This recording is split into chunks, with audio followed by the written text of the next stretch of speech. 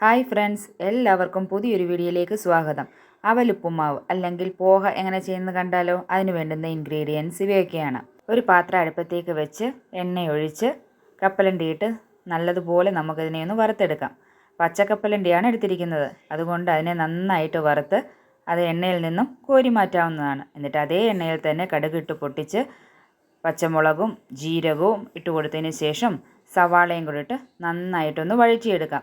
ആ സവാള നന്നായിട്ടൊന്ന് വഴണ്ട് അതൊരു ബ്രൗൺ കളറാകുന്ന സമയമാകുമ്പോഴേക്കും ക്യാരറ്റും ക്യാപ്സിക്കവും ചേർത്ത് കൊടുത്ത് ഒന്ന് ഇളക്കിയെടുക്കാം. നമുക്ക് ഏത് പച്ചക്കറി വേണമെങ്കിലും ചേർത്ത് കൊടുക്കാവുന്നതാണ്.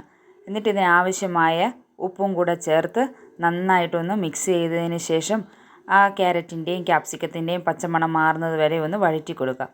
എന്നിട്ട് അതിലേക്ക് അരിഞ്ഞു വെച്ചിരിക്കുന്ന തക്കാളി 2 തണ്ട് കറിവേപ്പിലയും കൂടെ ചേർത്ത് നന്നായിട്ടൊന്ന് മിക്സ് ചെയ്യാം.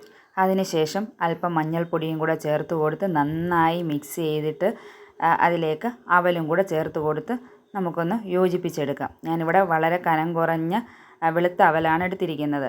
അതിലേക്ക് വറുത്ത് മാറ്റി വെച്ചിരിക്കുന്ന കപ്പലണ്ടിയും കൂടെ ചേർത്ത് കൊടുത്താൽ നമ്മുടെ പോഹ ഇവിടെ തയ്യാറായി കഴിഞ്ഞിരിക്കുന്നു. ഇത് കുട്ടികൾക്ക് രാവിലെ ബ്രേക്ക്ഫാസ്റ്റ് ആയിട്ടോ സ്കൂളിൽ നിന്ന് വരുന്ന സമയത്ത് ഈവനിങ് സ്നാക്സ് ആയിട്ടോ ഒക്കെ കൊടുക്കാവുന്നതാണ്.